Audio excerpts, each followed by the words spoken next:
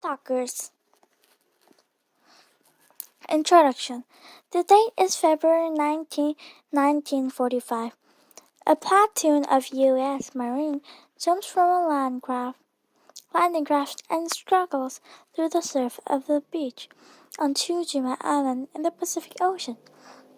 Not far from Japan, the Marines are greeted by a hail of gunfire from Japanese forces. Unsure of what to do or where to go, the platoon leader radios to his commander for introductions. All will be lost if the enemy learns of the platoon's plans. But the Marines are confident. They have a secret weapon. A team of Navajo radio men trained to transmit messages in a code no one else can decipher. Philip and Johnston's bright idea. In 1942, World War II was raging across the globe. Many nations, including the United States, had been swept into battle. Communication was vital to keep troops supplied, safe, and ready to do battle. However, U.S. commanders had a serious problem. Encoded messages sent between units were being intercepted and decoded by the enemy. The Japanese was especially good at breaking U.S. codes. In some cases, this led to many American casualties.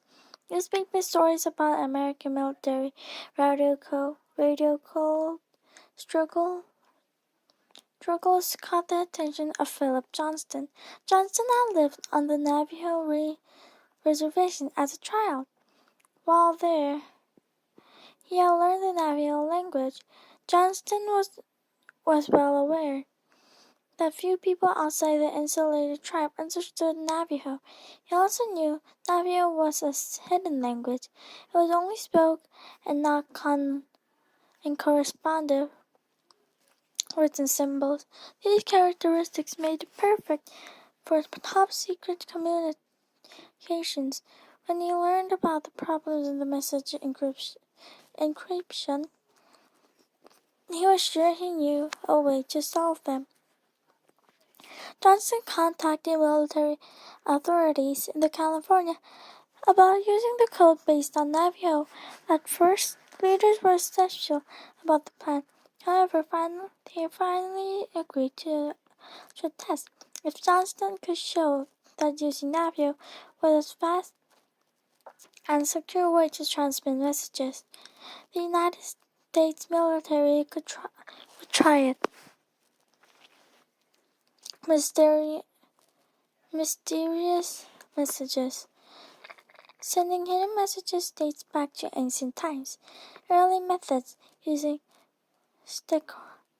steganography, a way of physically hidden or disguised a message. Only the sender and the recipient knew how this message was hidden. Sometimes messages were concealed with the use of invisible ink, which seems to disappear once it is applied. Later, heat-off chemicals would make it invisible, the message clear. Other stereographic methods were more usual. One used by ancient Greeks involved shaving a messenger's head, tattooing words there, and then waiting for his hair to grow back and cover the message. The messenger had traveled to the recipient, who shaved his head to read the message. More modern coding systems use stereographic methods. With these methods, the message itself is not hidden, but its meaning is. Even if the message falls into the wrong hands, the reader must know the code in order to understand it. At the start of World War II, American military cytographers constantly changed coding techniques. They even tried using coded American slang, but their efforts consistently failed.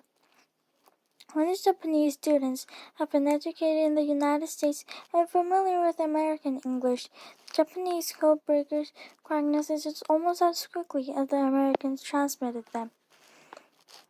Why Navajo? The idea of using Navajo's native people's language was not new. During World War I, the United States had used several native people's languages to successfully transmit messages. Chirac soldiers helped the 30th Infantry Division send messages from the battlefield during the Second Battle in the Somme. Choctaw Man from the Army's 36th Infantry Division used code to help Allied forces win important battles in France. Command chain codes helped as well, with using success using these languages. Why did the military switch to Navajo during World War II? The answer mainly lies in the Adolf Hitler, Germany's ruler from 1933 to 1945. Hitler knew that the United States had used Choctaw successfully during the previous conflict. He wanted to make sure he didn't do so again. After World War I, Hitler sent German students to the United States to learn about different native peoples' languages. The U.S. military was aware of this and knew that Japan had sent students to study these languages as well. For a brief time, the U.S. Armed Forces attempted to train servicemen from other groups to act as scout talkers. The populations of these groups were small however, resulting in a shortage of able speakers. Navajo men was numerous and willing to help. With their early military policies had turned on Navajo recruits if they could not speak English. The ability to speak Navajo was sadly as essential, since any students, German or Japanese, will have a hard time learning it. Navajo belongs to Nadine language family. At the time, little had been written about Nadine. The U.S. Marines had convinced that no one outside the United States would understand the Navajo code. Communicating in code, despite a long history of Native people being mistreated by the United States, Johnston was able to recruit 29 men for an all-Navajo Marine platoon. The Navajo soldiers worked with the field signal school to come up with a system of coding messages that was based on their language. The coding system had two parts. The first part was using their Navajo translation of language. Words to stand for letters. For example, the Navajo word for bear is shush, and the word shush was used for the letter B. The second part of the system assigned new military meanings to a list of 111 Navajo words. Those Navajo words were often based to appearance or function of what each other was describing. For example, owl was used for the observation plan. The Navajo word for shark meant destroyer.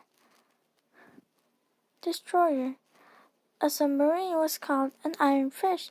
Navajo servicemen was trained from an early age to listen to and learn the stories of their people. They not only had incredible memories, they also exceptional listeners. Since Navio had a strong oral tradition, the Navio soldiers had no problem memorizing the new vocabulary. After the brief training period, Johnston's plan was ready to be tested. The Signal Corps conducted time trials to test how quickly and accurately the Navio soldiers could transmit radio messages. The results were outstanding. They could do in seconds that other coders need half an hour to do. The military immediately adopted the codes and began training more code talkers. Many Navio men was eager to serve. In total, more than 400 Navio code talkers served brilliantly in the Pacific during one of the biggest battles of the war, the Battle of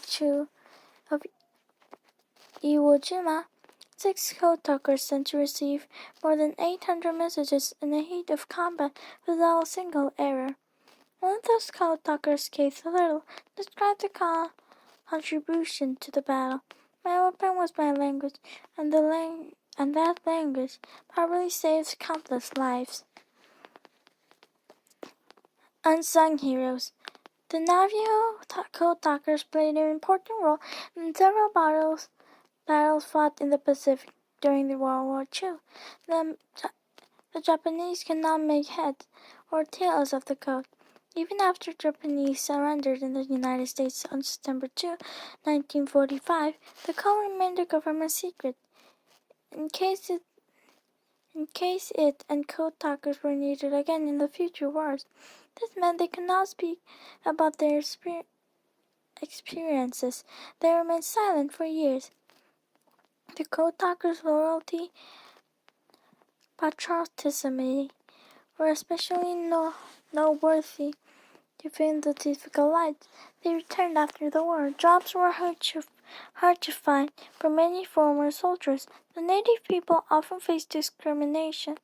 Although the United States had contended citizenship to all native people in 1924, many groups were denied the right to vote by individual state. The right to vote wasn't actually granted to all native people until 40 years later. Finally, in 1968, the secrecy surrounding the Code Talker program ended. The world then learned about the amazing contributions of these men.